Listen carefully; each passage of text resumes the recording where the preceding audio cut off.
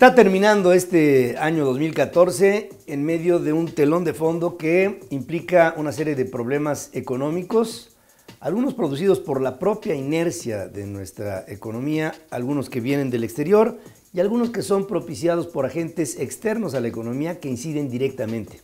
Y me explico.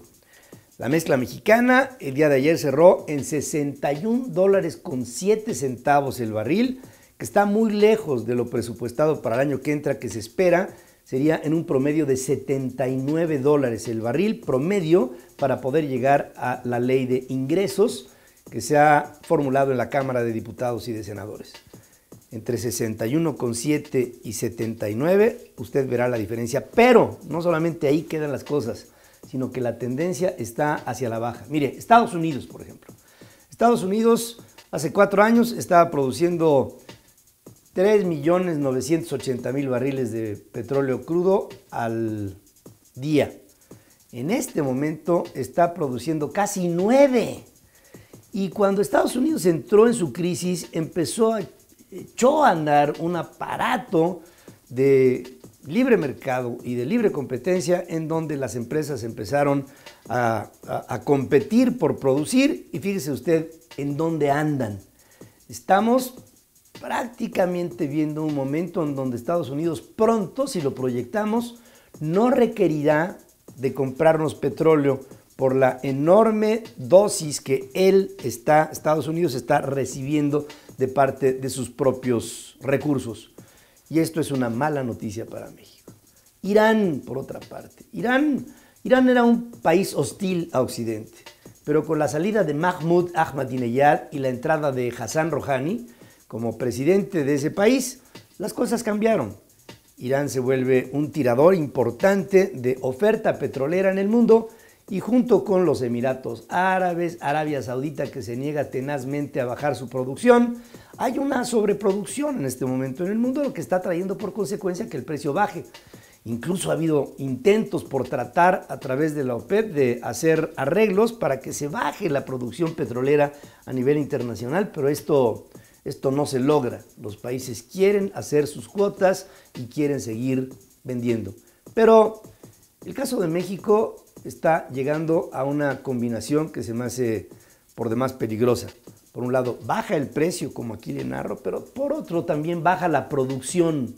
Y esta baja de producción ha sido ostensible, ha sido muy vistosa y desafortunadamente muy marcada. Y esto se refleja en una pérdida que pudo tener en su reporte último trimestral Petróleos Mexicanos, en donde entre algunas alzas en costos de producción con las obligaciones fiscales que tiene con el país, en el tercer trimestre el reporte habla de 59.300 millones de pesos de pérdida para Petróleos Mexicanos en el tercer trimestre de este 2014. Pero por otro lado se junta el peso mexicano. El peso mexicano ayer llegó a una cotización de 14.40 y se argumenta que es un asunto estacional. Y en parte sí lo es, pero por otra estamos viendo cómo en Estados Unidos hay una tendencia a subir las tasas, y estos flight to quality, o sea, a lugares en donde el dinero especulativo puede no solamente tener rendimiento, sino mayor seguridad, está empezándose a ver cómo hacia Estados Unidos están fluyendo capitales especulativos que estaban en México. Y esta cotización de los 14.40 es la más baja para el peso en los últimos 30 meses.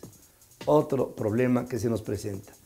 Pero ahora analistas del Banco de México encuestados también bajan la previsión del crecimiento mexicano en el Producto Interno Bruto y lo ubican en el 2.1%.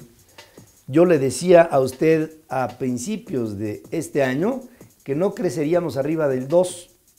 Las previsiones eran mucho más arriba. Estábamos en el 3.7, 3.8%, es lo que decía Hacienda hace menos de 12 meses, y ahora vemos cómo esto bajará hasta, estoy seguro, por debajo del 2%. Esto significa desempleo, significa problemas y falta de confianza del consumidor, que después de todo el contribuyente como tal, el formal, ese cada vez tiene menos dinero en la bolsa. Pero después viene otro factor, que es un factor totalmente de control de lo que sería el Estado de Derecho. Inseguridad, delincuencia y corrupción. Y cuando hablamos de esto último, realmente nos deja en estado de indefensión lo que acaba de decidir la Cámara de Diputados. En la Cámara de Diputados hubo una iniciativa panista para que se investigara cómo fue que se canceló y por qué tan abruptamente la licitación del tren México-Querétaro. Sí sabemos cuáles son las condiciones particulares cuando hay dentro de todo esto un contratista favorito del presidente Peña Nieto, Juan Armando Hinojosa Cantú, con su constructora IGA. Pero fíjense el candado que le pone la Cámara de Diputados en la fracción priista. Dice, está bien, encabezamos la comisión, investigamos el tema del tren, pero nada que toque a la Casa Blanca, a la de la señora Angélica Rivera, esposa del presidente de la República. Yo me pregunto, si en este país realmente somos sensatos y tenemos un sentido crítico de las cosas, ¿no valdría la pena investigar la corrupción en donde se supone, en donde se presume que ésta se da? Y en caso de que no se dé, no hay ningún problema. Pero ¿por qué el PRI se opone a algo que apunta a corrupción y descreimiento de la sociedad mexicana? No, mientras no seamos profundos en la aceptación de nuestros problemas, no seremos eficaces en la solución de los mismos. Y si no, pregúntenle a la sociedad, a ustedes mismos, pregúntense, ¿ustedes van de acuerdo con que se investigue lo del tren y no lo de la casa?